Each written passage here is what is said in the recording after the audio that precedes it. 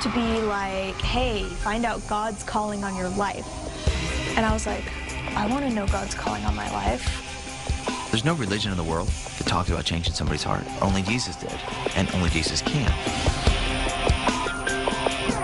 Down. We are not going to show compassion to you. Let's go. You know you like it. Parents that are sending their kids to do these fun-sounding retreats have no idea what is actually going on in those woods back there. Basically, if you're not beating your body and making it your slave, you're not a good Christian. By that time, my body, I believe, had begun to shut down, and I wouldn't have survived if I had stayed. Whoever speaks up most gets to shape the culture. I feel like a bullfighter. Like I'm out there with the red thing, and my goal is to jerk that out so when they come, they run right into Jesus.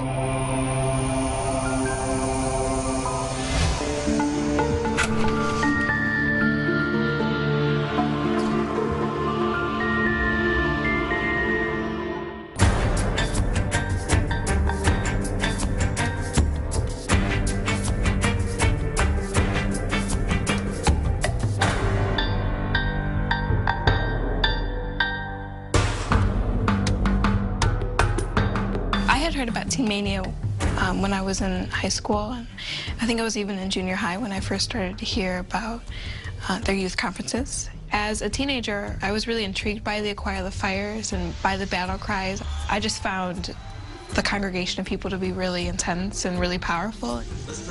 There was always lots of lighting and lots of sound and lots of music, and so it was very, looking back, it was almost trance-like. It was very kind of out-of-body experience. And that was framed in a way that it was spiritual. It was a religious experience.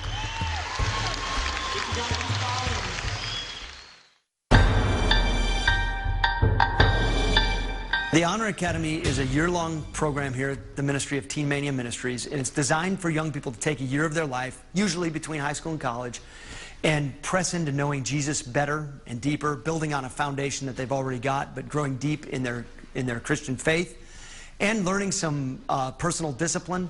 Good evening and welcome to ESOL. I commend you for your courage tonight to present yourselves on this field. I would remind you, as you experience emotional, mental, or physical pain, the pain is simply weakness leaving your body. We are not going to feel sorry for you. Please do not feel sorry for yourself. You won't last long if you start feeling sorry for yourself.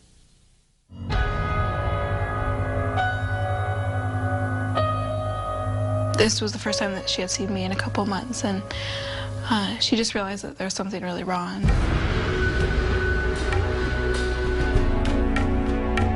Down.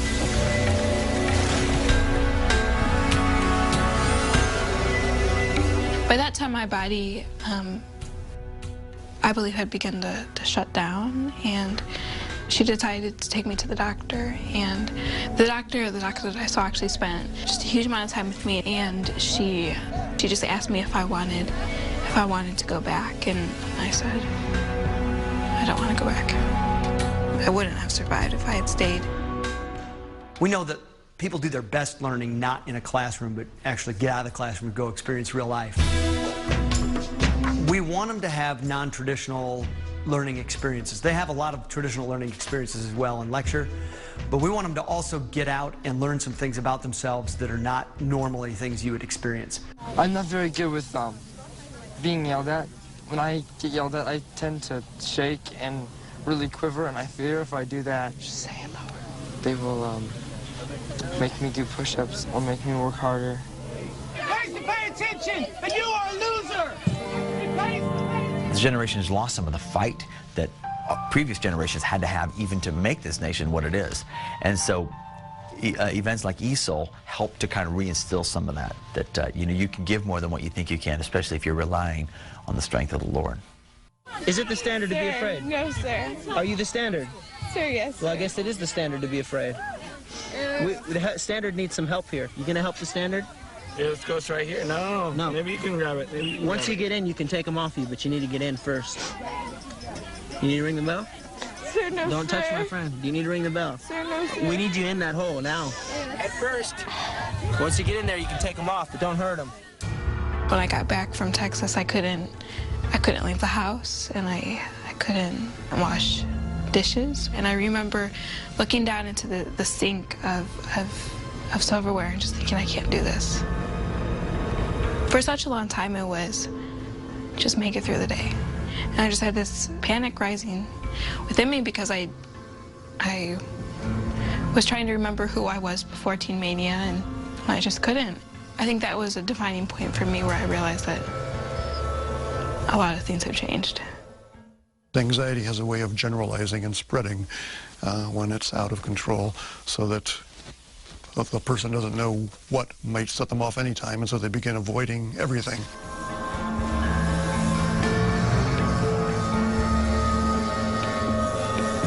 So you don't know quite what to expect when you go to Texas? I'm interested in other people's experience. Is there anything about it that particularly makes you nervous? Yeah, a lot of things. It's the idea that they manipulated me the first time around and kind of were able to surpass my ability to think and reason that scares me the most.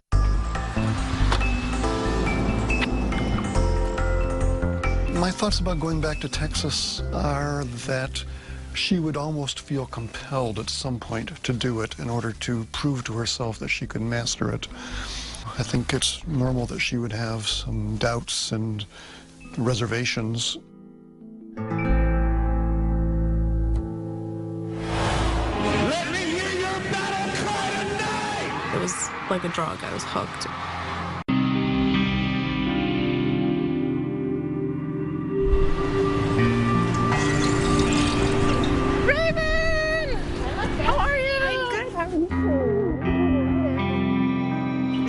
You doing okay? So far, so good. All right, cool.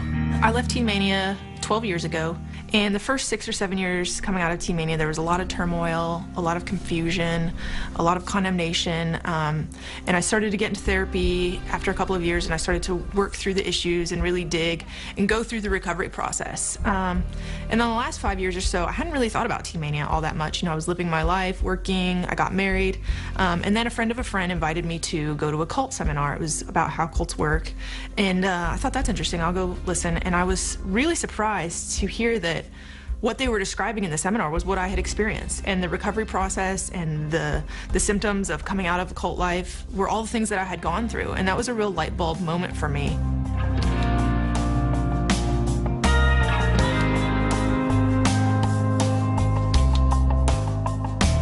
Learning to live in the real world again, that's so hard. It is hard.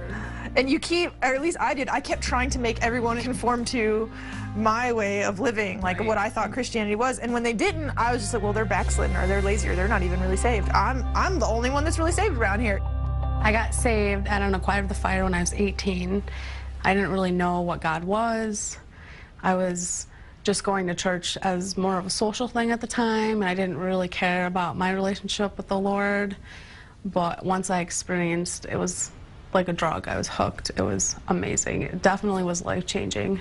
Let me hear your battle cry tonight! Whoever speaks up most gets to shape the culture. I'm looking at a whole army of young people who want to speak up!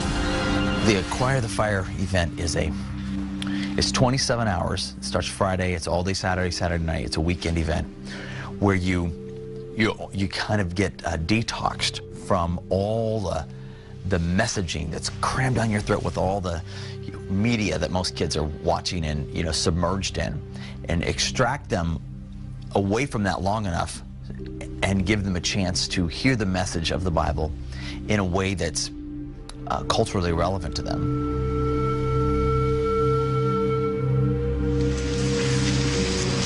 Say it out loud. Say, Lord Jesus, tonight I turn away from the world, the garbage that has destroyed me.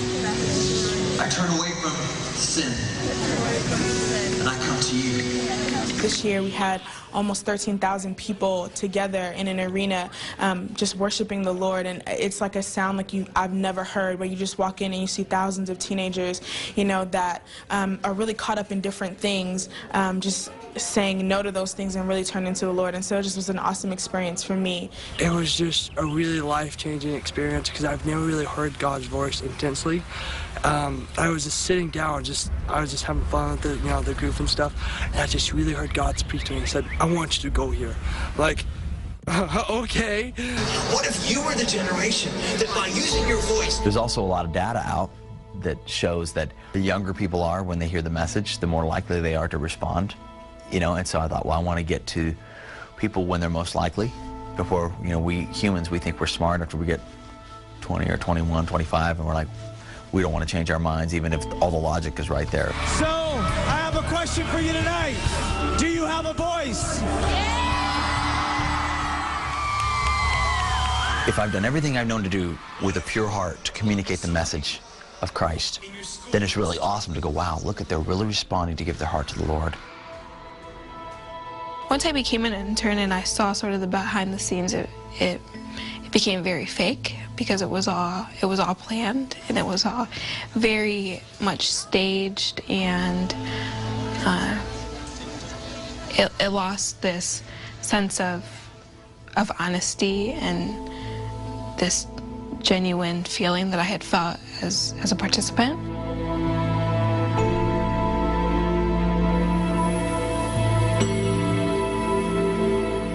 Honestly, I feel like a bullfighter. Like I'm out there with the red thing, and my goal is to jerk that out so when they come, they run right into Jesus. And because Jesus changed my life when I was 16, and I prayed 1,000 times, Lord, whatever you did to me when I was 16, the thing that you did inside this broken, messed up kid, just do it to them. If you could just change them the way you changed me, their life would be 1,000,000% better.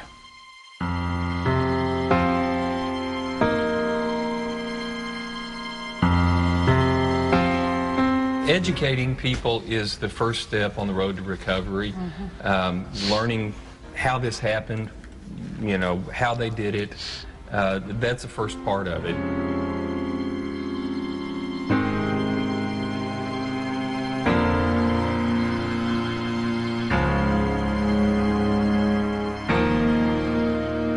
You know, how old were you when you first heard about Teen Mania? The first Acquire of the Fire I went to, I was 18, and I actually got saved. That's really pretty much the classic age for recruitment into groups like this, because, you know, it's right at that, on the cusp of I'm about to go out on my own. How did you become involved in it? How did you hear about it? Acquire the Fire, I went with my youth group from the time I was a sophomore through senior year. So I was used to it, looked forward to it every year, would wear my wristband for like months afterward. I went to my first ATF when I was 13. I didn't think anything of it again until I went to an ATF my senior year. And then that's when I heard about the Honor Academy in a more personal light. And so it was pitched to be like, hey, find out God's calling on your life. And I was like, I want to know God's calling on my life. The first time I went, they had just started the School of Worship, and I played guitar and I sang, and I was like, oh, that's perfect. And so there were it was a combination of a lot of things. Everything, honestly, everything looked appealing about it. Right. I went to my first Acquire the Fire when I was 15. I was in the 9th grade. I just wanted to do something with my life, for it to have meaning. And the Honor Academy seemed like that fit the bill. You know, I was going to go work at this Christian ministry. I was going to be learning about God. I was going to be doing all these things that counted, you know, for eternity. Yeah, that's what I went there, and of course, it didn't end up being anything like what I was expecting. He talked me into it and made me feel guilty. Do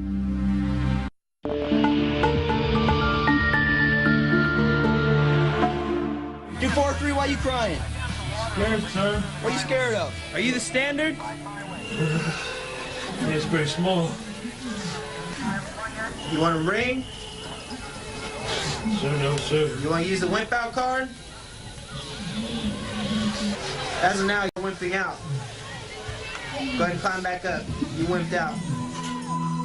ESOL, which stands for the Emotionally Stretching Opportunity of a Lifetime, is an LTE in the Honor Academy, a life-transforming event. For me, the beginning of the end was ESOL. Everything about ESOL was just really bad. I guess I was able to take the abuse myself, but to see other people having to take it as well, I just couldn't deal with that. And then that was kind of the epitome of all the emotional abuse coming to the surface as well. That just really opened my eyes to what was happening. I remember we got to sleep on the pavement for like an hour, and they would wake you up and make you go jump in the lake, or wake you up and make you go get in a pool filled with ice cold water. Everyone was really cold and we were all wet and stuff, and so we were shivering to the point where our teeth were chattering. And it was like the introduction where Dave Haas would get up, and it was the first time we had seen him during ESOL and everything, and I remember he said, "Stop shivering, you sound disgusting." And it's like, it's dark and it's just a scary environment.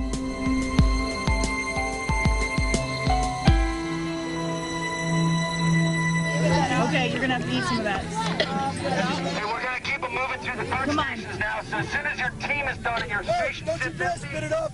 You will have just as much more! Don't bother spit it up, you'll have to eat even more! Swallowing it is much easier. I want you to eat one handful of that and I'll give you this. 3 seconds. Let's go. You know you like it. Yeah. Come on now. Let's go, let's go. We're not having like social interaction here. You could say Fear Factor meets Navy SEALs training. Fear Factor in that they don't really know how it's all going to unfold or what the next exercise is and that kind of thing. Meets Navy SEALs training, where it is really intense. You can ring out, but you're just like Navy SEALs training, you're required to give more than what you think you can give. It's creating a surreal environment where you can discover things in you that you didn't know were there, like, wow, I'm a quitter, I shouldn't be, or wow, I can give more than I thought, with the hope of you are helping them to discover that they can reach deeper and trust in the Lord more than what they thought, even though they might feel like giving up. So you take a surreal environment like that and hopefully get an eternal change in their life.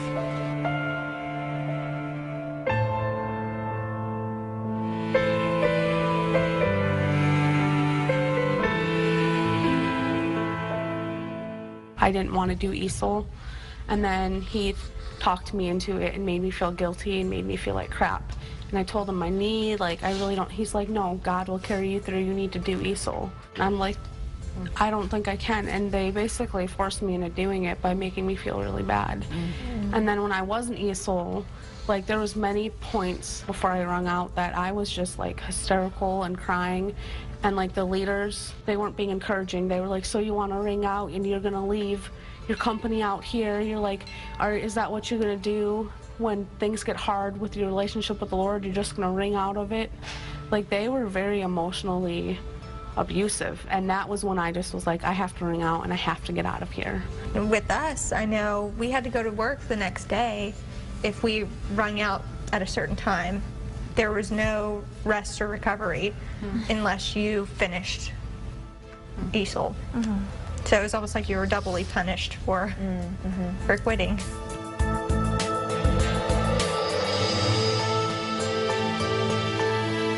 And then when they get a commitment, one of the churches say, hey, we're coming, they get to ring the gong, and everybody cheers for them, you know, and so that might mean 15 or 20 kids are coming from that youth group. They will have a chance to, you know, have their life changed. And so you see this picture up here with 36,000 people. About 15 of these guys put all those guys in those seats. So if you're an 18-year-old and you walk in and you go, God, just use me to help get these 60,000 people here, or whatever, you know, wow, you know, and then all the ministry that happens. So we're giving, it's really is Teen Mania. It's teenagers being used to, whether it's change the world on, you know, in mission trips, or change their generation here in America. There's A shift and B shift for the ministry placements, and A shift is like 9 in the morning till, you know, dinner time. And then B shift is after lunch till like 10 o'clock at night. Dave has pulled all of the graduate interns together to have a meeting because there weren't enough calls being made in global expeditions to get teens out on the missions field. So we're moving all the manpower to GE. That's like that in all the call centers, Yeah. the Acquire the Fire, the Honor Academy call center, and the GE call center. That's all they care about. And they'll tell you if you're not meeting your goals, you're not praying enough, you know, you're not being spiritual enough, you know, you're not working at this hard enough because you're not reaching this goal. My year was September 11th. So we had a huge mass exodus of kids that, you know, were in global expeditions. They were going to go on mission trips that summer and just completely backed out. And like they did this whole, oh, we're in a war, this is wartime. What? Which means we were working overtime. So we were given new schedules, completely new schedules. We were working 10-hour shifts instead of 8-hour shifts. And we didn't have to fill out our accountability cards anymore. You guys didn't have class either, did you? Yeah, we didn't have class. We didn't have to fill out the accountability cards because we weren't accountable for going to church or reading our Bible or any of that work. Yeah, it was just... Wow. Let me see if I can understand something. You paid to be there each month, plus you worked. Did you get paid for work? No. No.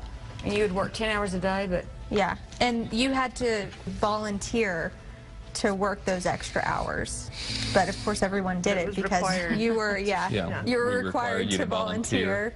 Yeah. And you were, I think, when we first started out, we were required to make 90 calls a night. It's like a business. I mean, it sounds like absolutely. a business. Yeah. But really, the truth is, a business treats its employees better. You know, I mean, you don't, you know, require all that overtime and oppress people like that. It was even like getting up to go to the bathroom. Like you had didn't to have enough time. I had to ask to go to the bathroom. Ask if I could go to the bathroom like I was a kid in school. So this is your opportunity to do something different with your summer. When we were working, we wouldn't have like air conditioning on very high. It would probably be maybe like 85 in the building. It would be very hot. There would be 100 people on the second floor in a small, in a workplace, but a small workplace. It was I felt like it was overcrowded, and that was a normal day. But for a tour, the air conditioning would be on, all the cubicles would be cleaned, fans would go away. When we had campus visits, I felt like we just would lie. Not everything in this culture is going to be good for me. It's like candy with poison in it. It really looks good, but it's going to kill you.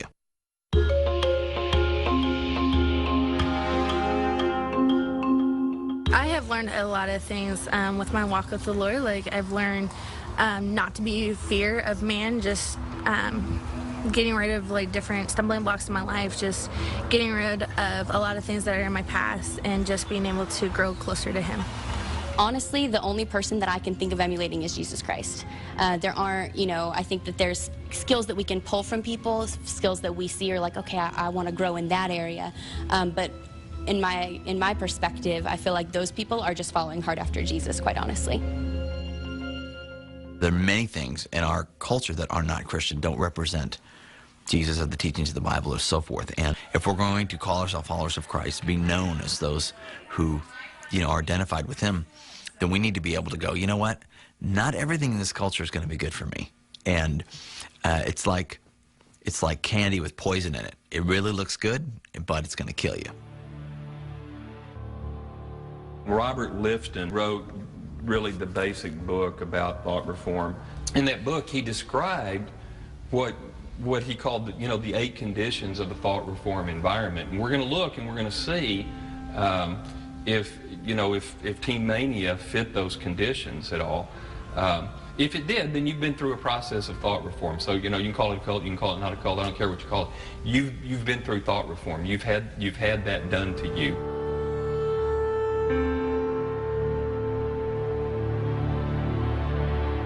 Geographical distance is a huge one. I mean, it's kind of out in the middle of nowhere. It's not even really by any significant city. The closest one is 20-30 minutes away. There's nothing right around the campus. Right. So right there, you're isolated. Communication. Oh, yeah, it's huge. I didn't talk to my sister for the whole, she thought I didn't want to talk to her. And part of it was just I didn't have the time. You had the 15-minute rule, and the only phone that you could use or that I had access to was in the middle of the hallway in the dorm. So I couldn't openly speak to my parents and tell them how I was feeling or what was going on.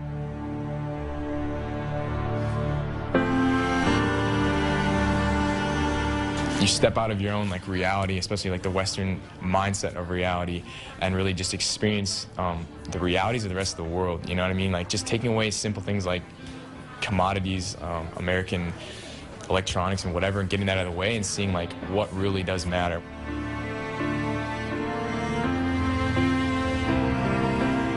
They actively promote the idea that Ron and Dave are this magically anointed, Dave would tell this story as soon as the interns arrived, this elaborate story where he almost died in Africa, and this woman prophesied to him that he was going to miraculously recover, and then his job was to sweep the idols out of the lives of young people. God has sent him here to do this, so whatever he says is automatically credible, and, and the same thing with Ron, there's kind of this, mystical thing around them that you just automatically believe whatever they say. I never asked people to become Christians. I asked them to consider becoming followers of Christ. People who would want to be known as Christians, we ought to be people that are following Christ with all of our heart. And when that happens, we ask him to forgive us, and he comes and lives inside us, a miracle happens. You can't describe it with words. It's not just about going to church. It's not just about, saying a chant. It starts with an encounter where you invite him to take over your life, and he forgives you. And the Bible calls it being born again. You get a new heart. You can't even explain it. It's just, you can try, but it's a miracle.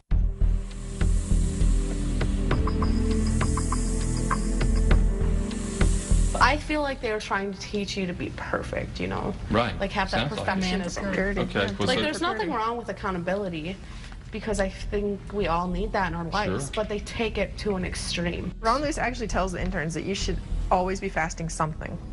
Yeah. Whether it's, wow. Because that will help you keep your flesh in check. So whether it's, you fast food for a while, then you fast movies, then you fast talking or fast whatever, you should always be fasting something.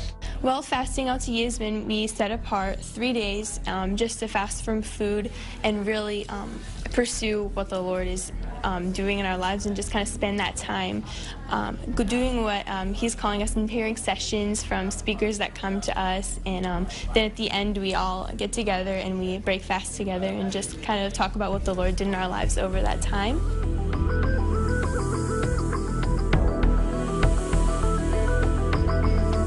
You do have to have an accountability partner, it's a requirement, and so you're supposed to practice confession with them.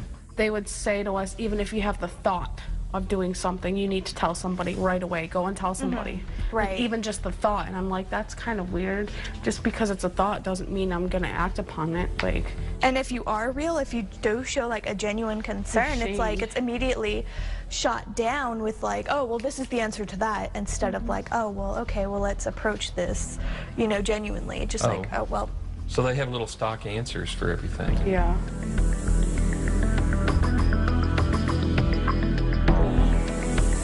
I was willing to believe anything they said, because they were obviously more spiritual than I was. What did I know about God's voice? That's half the reason I went to the Honor Academy, to learn how to hear God's voice, Anybody else, that's pretty strong right there.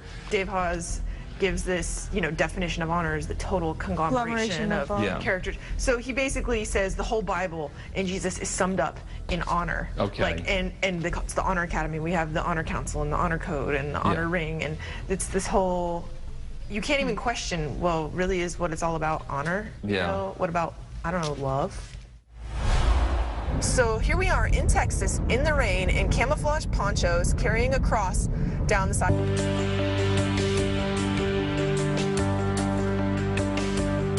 Didn't they have the thing, though, where they made you guys walk on the freeway? Yeah, crosswalk. I did that twice. Basically what happened was they would wake you up really early in the morning, blindfold you, put you on a bus. You're not allowed to talk.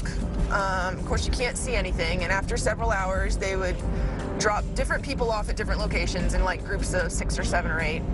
And We got dropped off, our first year we got dropped off in Oklahoma, and the rules are you can't have a watch, you can't have money, you cannot ask any questions, and you can only take a ride for 20 miles at a time.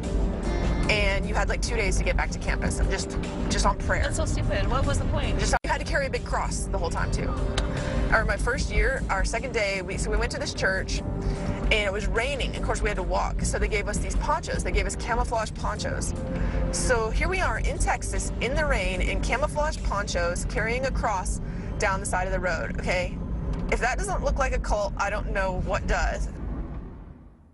Unreached People Group is where we basically get separated into two groups. We're missionaries and then tribal people.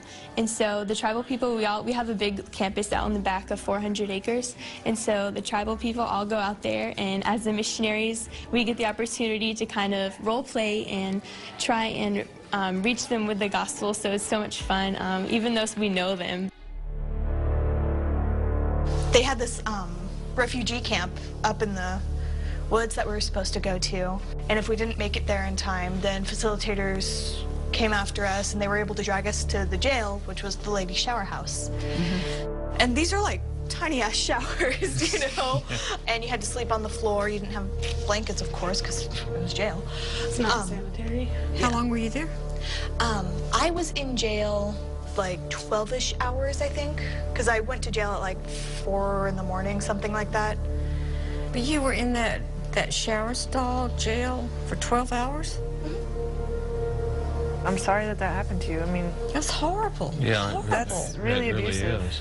At the time, I thought it was great. Did you really? Because I was like, I'm spending time with Jesus. And I just thought it was really hardcore sounding to be like, I spent my birthday in jail. Yeah. What strikes me is when y'all tell this, you kind of laugh, and it seems real lighthearted. You sort of smile, yeah, you know, instead of... Well, no big deal. And I'm sitting here horrified. Parents that are sending their kids to do these fun-sounding retreats have no idea what is actually going on in those woods back there. Yeah. This is abusive behavior. Oh, yeah, extremely. You know, and no parent, no, you know, normal, healthy parent would ever want their child to go through that. Send their Did any of y'all tell your parents this story? I just started talking to my parents about the internship after reading Micah's blog. Yeah.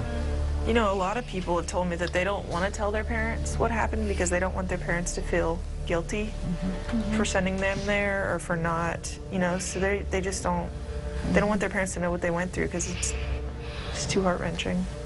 You know, I mean, I think that's why I write the blog too, because there's a lot of Stephanies out there and a lot of Hollies and a lot of Micahs, and, you know, none of us deserve to be treated that way. I understand some people have felt really hurt.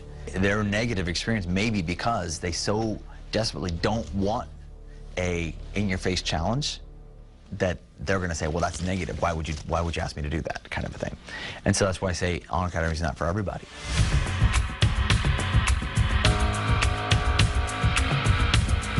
Beating your body, according to Teen Mania, would be to ignore any discomfort from like exercise or like... Basically, if you're not beating your body and making it your slave, you're not a good Christian.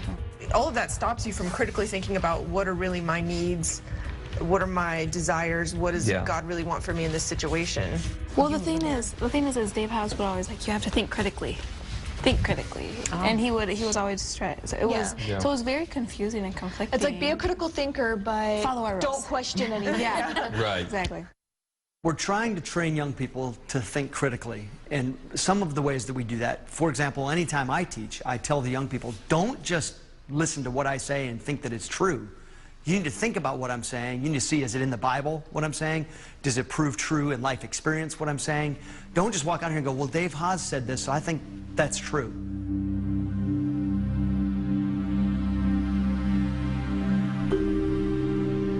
Basically, I felt like they didn't want us to have emotions. They just wanted us to be these happy people all the time, and they didn't care what was really going on inside of us. I think Teen Mania does this, and a lot of Christians kind of do this, but especially Teen Mania.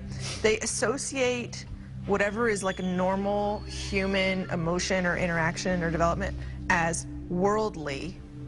So then you have to abstain from it. So, and they just categorize everything, even like normal, healthy development, basically robbing you of your humanity. We just hold a very high moral standard here. It's all biblical. Just living a life of excellence and discipline. All just under it's all out of an overflow of the love of God. So yeah, I mean, it's just really.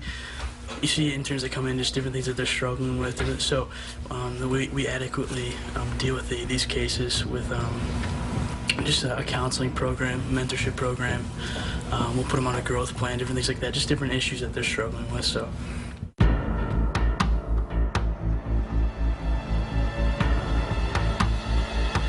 You're really not allowed to have an opinion that's not held by, the majority group. Because what would happen if you did have your own opinion? Yeah. If you voiced your own opinion? The most minor thing that would happen is you might be just judged by your peers or looked down upon.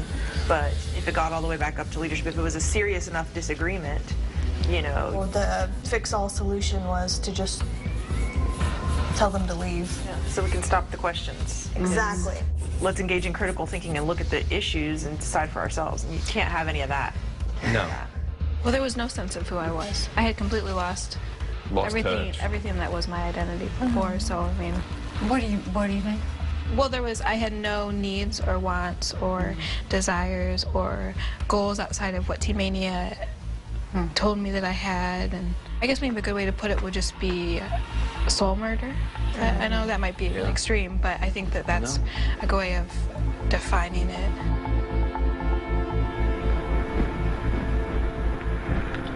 When I think about who I was in high school and before Teen Mania, it's almost like I'm in mourning, and that's been a huge part of my own sort of recovery process, is this idea of grieving for who I was, because so much of who I was, I feel, was taken away from me, or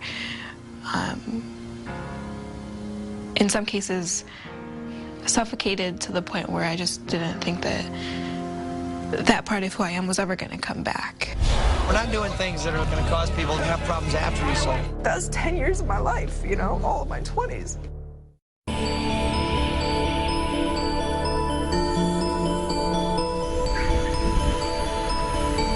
After people have been through a thought reform process, sometimes they'll have outbreaks of crying, of anxiety, panic even, for no apparent reason, depression, even suicidal thoughts. 10 years ago, I would have checked almost all these. Yeah.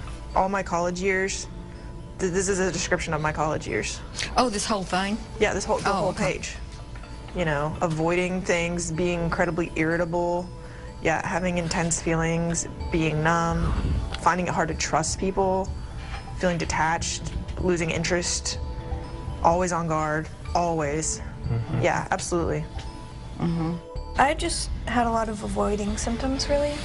Like, I can't stomach a worship service anymore just because of the HA, and it's not like anything bad happened in worship necessarily, it reminds me of that, and I just can't stomach it.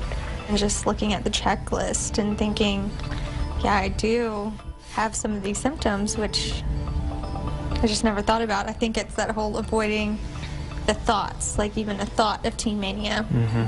Yeah, so, and I think I'm just now realizing that that's what it was. The purpose of ESOL is to create an environment that's safe, yet pushes people physically beyond where they've ever gone before, and emotionally pushes them. What I mean by that, we're not doing things that are like going to cause people to have problems after ESOL.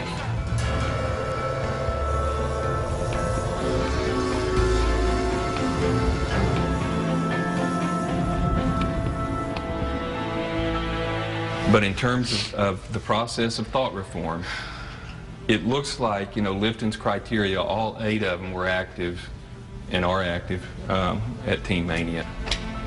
That's great. It pisses me off that that it happened.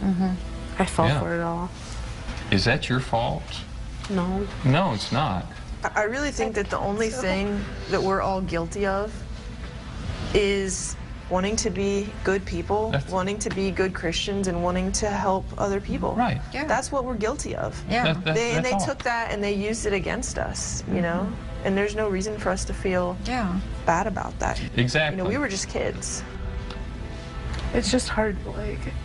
This is a lot to swallow, isn't it? Yeah. Realize what they did. But it wasn't your fault. No, the Honor Academy is not for everyone.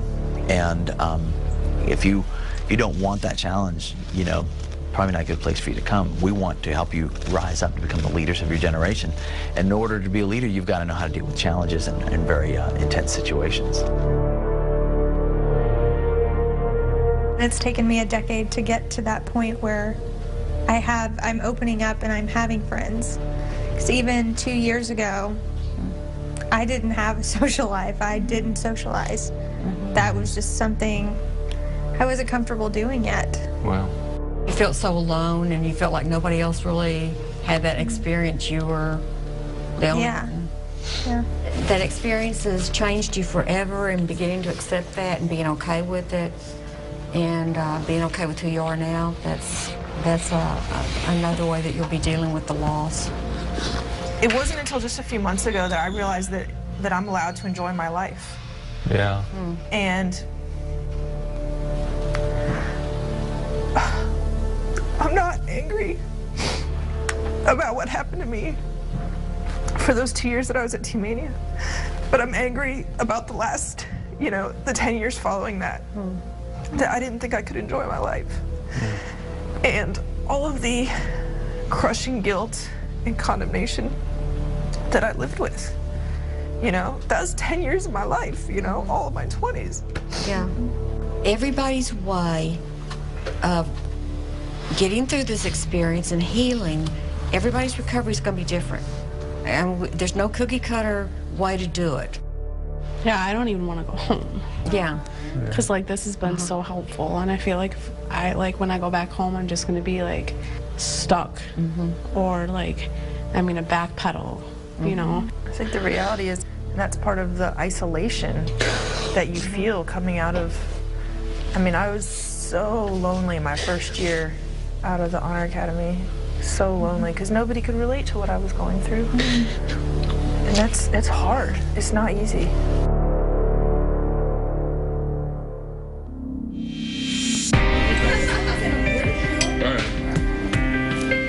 I think the weekend went really well. Gave me ideas of things that I still need to be aware of in my life in terms of recovery. And I think it was just encouraging to see the girls being able to talk freely about things that they maybe hadn't been able to share with other people before. So that was really good. And I think we had a really good camaraderie together, and I think that's always really healing when you can be around people that are supportive and that affirm you and what the experience that you had was.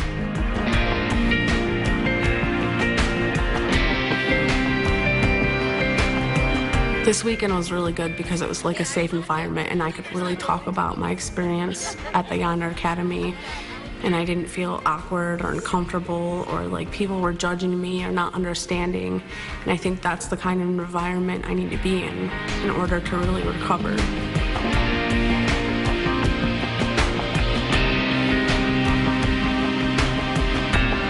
Tonight when we were at dinner, we were talking about putting your story up on the blog and what that meant to you, and I even when that happened, which was a couple months ago, it for me it wasn't really a question of